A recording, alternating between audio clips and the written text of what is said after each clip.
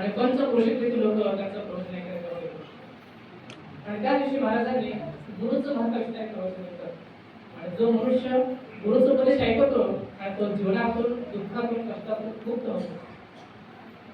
सगळ्या लोकांना प्रभाव पडला. सगळे लोक मंत्रमुग्ध प्रवचन ऐकत होते. प्रवचन संपला. सगळे लोक दर्शन करून निघाले. जात असताना 5-6 लोक मात्र त्या गुरुचा उपदेश चर्चा करतात. गुरुच्या उपदेशानं बंधनातून मुक्त होतो. किती जरी कष्ट असते त्या कष्टातून सुटका होते. हे त्यांचं बोलणं बोलत असताना रस्ता जात होता. रस्त्याच्या एका बाजूला एक काठाचं घर होतं आणि घराच्या पुढं एक पिंजर होता. पिंजरा आणि पिंजरामध्ये पोपट होता. आणि पोपटाने त्याचं बोलणं ऐकलं. गुरु महाराजांच्या उपदेशानं बंधनातून सुटका होते, तर माझ्या पिंजऱ्यातून का सुटका होत नाही? आणि त्या 5-6 लोकांना बोलवलं, कृपा करून तुमचं बोलणं मी ऐकलेलं आहे. गुरु महाराजांच्या सद्गुरूच्या उपदेशानं बंधनातून सुटका होते, तर माझ्या पिंजऱ्यातून सुटका होत नाही. कृपा करून काही ना काही गुरु महाराजांना विचारा. त्या पिंजऱ्यामध्ये मला जेवढं पुरे आहे पिंजऱ्यातून सुटका नाही करता काहीतरी उपाय विचारा. ठीक आहे. म्हणून दुसऱ्या दिवशी प्रवचन संपलं. सगळे लोक निघाले. आता 5-6 लोक त्या ठिकाणी थांबले होते.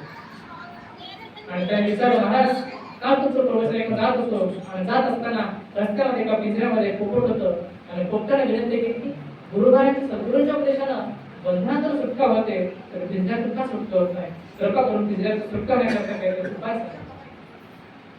हे शब्द ऐकल्यानंतर गुरु महाराज सद्गुरू ध्यान करू लागले आणि डोळे मिटून ध्यान करतात. आणि ध्यान करता करता बोलून पडतात. पडल्याबरोबर ते शिष्य घाबरतात. आणि गुरुला काय तर झालं तर गुरु फार प्रभावी गुरु आहेत. लाखो त्यांचे अव्यय आहेत. त्यांना जर काही झालं तर आमची गती बरोबर होत नाही. कळत काय गुरु महाराजांना काय झालं तर लोक आम्हाला सोडत नाही. शिष्य 6 लोक पळू लागले. पळत असताना रस्त्यावर ते परत पिंजऱ्यात पोपटाने बोलावलं. गुरु महाराजांनी आमच्यासाठी काहीतरी उपाय सांगितलं का? कुठला उपाय? तुझ्या सुटक्यासाठी मी विचारलो.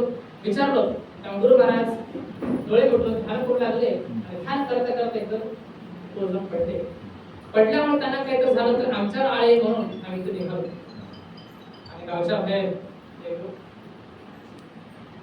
वडाच झाड होतं. त्या झाडाखाली बसून विचार करू लागले, गुरु महाराज काय झालं असेल? का पडले असतील? आता कोण उठत असेल? असे विचार करत बसतात. तेवढ्या त्या झाडावर पोपट आल्या. म्हटलं, सद्गुरूंनो आपला मी आभारी आहे. सगळ्यांना आश्चर्य वाटलं. फक्त तोच पोपट आहे. तो विचार करत तूच त्या पिंजऱ्यात होतो? हो, मी सांग पिंजऱ्यात. इथं कसं कालास? त्या पोपटाला सांगितलं सगळं गुरु महाराज उपदेश करतो. त्याने 6 लोक आश्चर्य झालं. गुरु महाराज त्यांना काही उपदेश दिलेला आहे, इथं कसं आलं? त्याला सांगितलं, गुरुचा उपदेश तुम्हाला कळत नाही, मला कळत.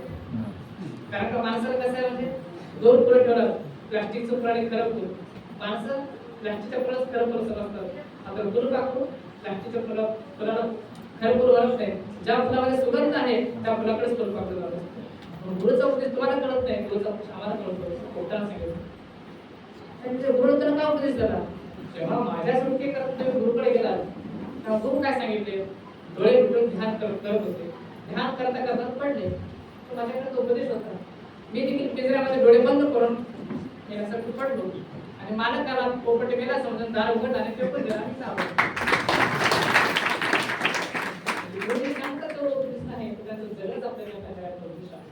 असे गुरु महाराज न बोलता अत्यंत मौनपणे आज हा भागामध्ये कार्य करण्याचं मौन कार्य करायचं काम गुरु महाराज करत आहेत. जे साहित्याच्या माध्यमात आज महाराष्ट्रामध्ये 200 ग्रंथ मराठीतून प्रकाश करण्याकरता पूज्य महाराजांचं मौन कार्य आहे. आज कर्नाटकातल्या 30 जिल्ह्यामध्ये संस्कृती अभियान करण्याचं काम पूज्य गुरु महाराज करतात. एवढंच नाही तर तेलंगणामध्ये 30 जिल्ह्यामध्ये प्रत्येक जिल्ह्यामध्ये स्वतः महाराज न बोलता स्वतः जाऊन त्या ठिकाणी वचनाचा प्रचार करतात.